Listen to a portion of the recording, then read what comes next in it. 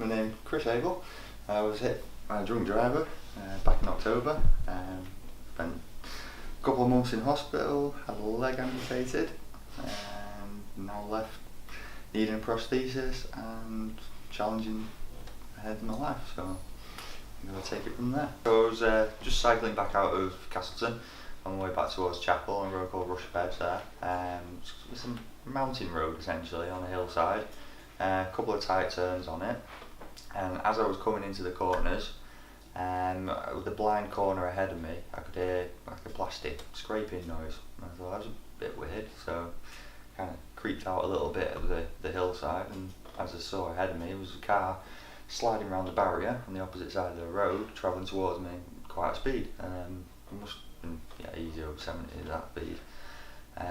Rotated across the road, slid towards me at 90 degrees, so I had the full length of the car approaching me at a really fast speed, and I was going 40 mile an hour towards it, and it was coming towards me even faster. So my left leg impacted the wheel arch, and I think the wheel got pulled around that. My right leg hit the body of the car and the wing mirror, and I went cartwheeling through the air.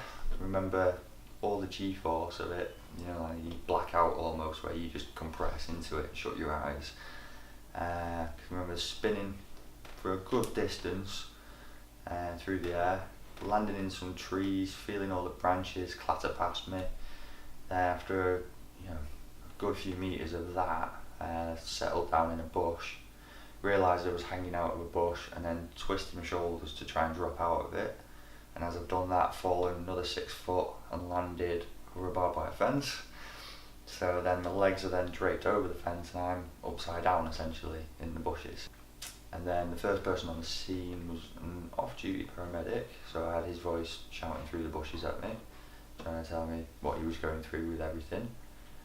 Explained that he was calling the fast response ambulances. Well, the last thing I remember was being pulled out on the board and seeing the car on its side or on its roof with the wheel turning above me.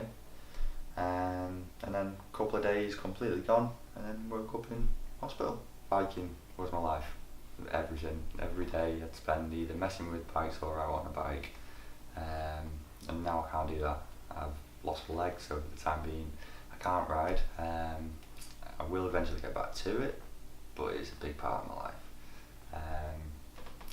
Now it's replaced with physiotherapy, a lot of hospital appointments, to and fro to Sheffield. So a lot of pain really, essentially walking on cheese wires with the frame that I have on my leg. I've got to bear weight onto that, and then I've still got a couple more procedures to go, operations, reduce the size of the stump, and then onwards from there. There could be more further down the line. To anyone that thinks about drink driving, I'd say it's a really stupid idea, really stupid, to have this on your conscience. I've witnessed it being in public, and I've seen people drink drive, I've served people alcohol, and then against my will they've gone and got in a car and driven home.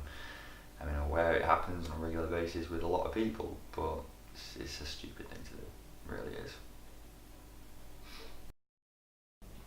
In terms of Chris's accident, this could have been a double fatality. As it is, Chris has received serious life-changing injuries, but also the life of the driver involved in the incident has been changed forever now as well, because he will have to live with the actions of what is done on that night. I'd ask you to consider that before you drink and drive, that you could be the cause of that accident, and you could have to live with causing those injuries to somebody. If you are involved in such an incident, then consider that we will speak to the people that you're drinking with, we will speak to the people that have served you behind the bar, and we will do a full and thorough investigation, quite rightly, to get to the bottom of why the incident has occurred. For those of you thinking of drink driving, the majority of the cases that are serious or fatal on the roads of Derbyshire and surrounding counties, there is an element of drink or drug driving in that. So I'd ask you to think about that and consider how it could change your life and that of people around you. I thank you for watching and taking the time to listen to Chris's story.